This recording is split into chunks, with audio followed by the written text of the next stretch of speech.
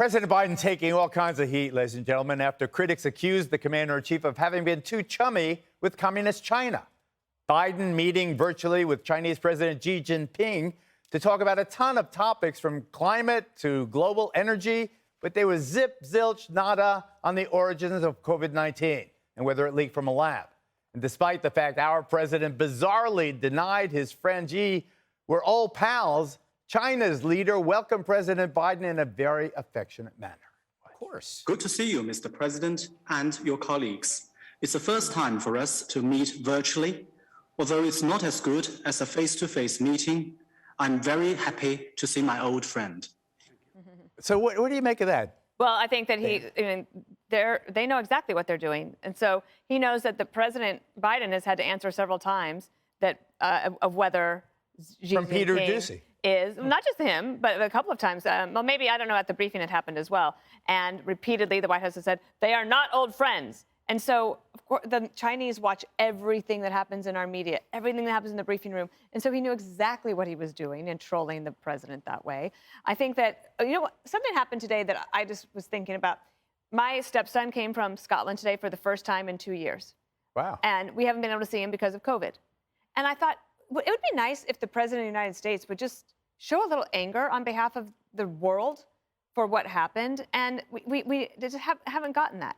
I understand that we have to be competitors and all the strategic stuff, but just a little bit of fire wouldn't hurt.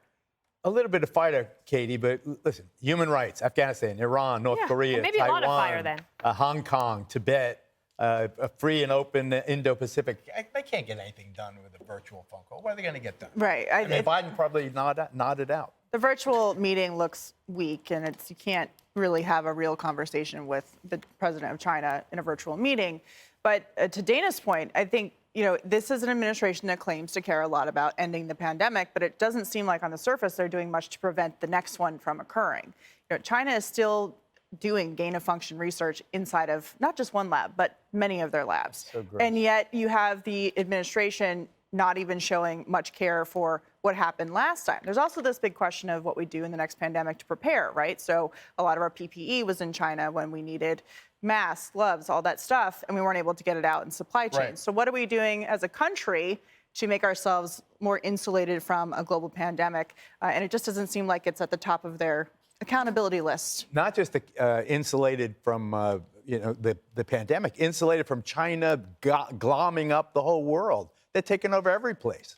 They're beating us in business. Well, I wouldn't say that, our supply chain got interrupted because we put the factories there. We're getting them back out of there. China's on the decline. Their demography is in a death spiral. Their economy peaked 10 years ago. Everybody hates them in their own neighborhood. They're probably going to lash out. We just have to avoid some hot war in the West Pacific. Remember that thought.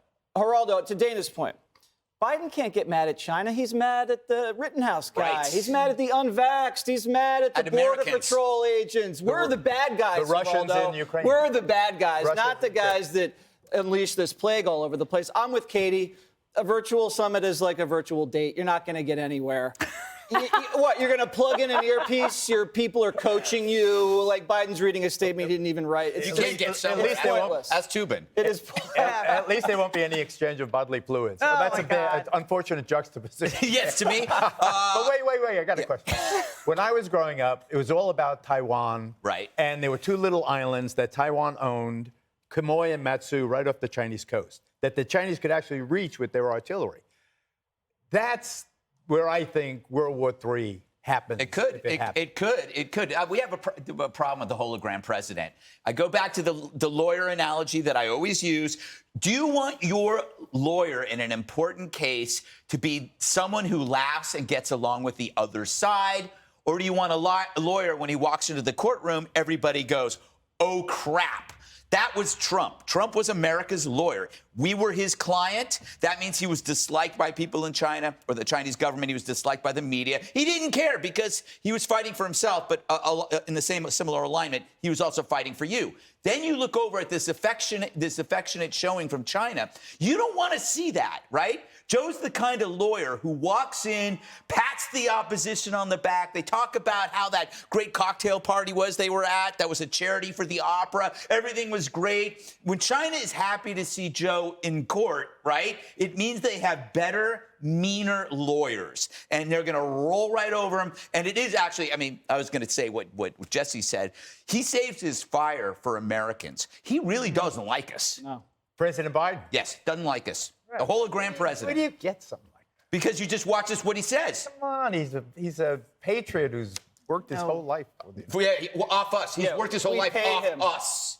And he's not done a damn thing. Trump is a macho, and I know from macho. And that's why, anyway, that's another topic. Macho will be my next topic.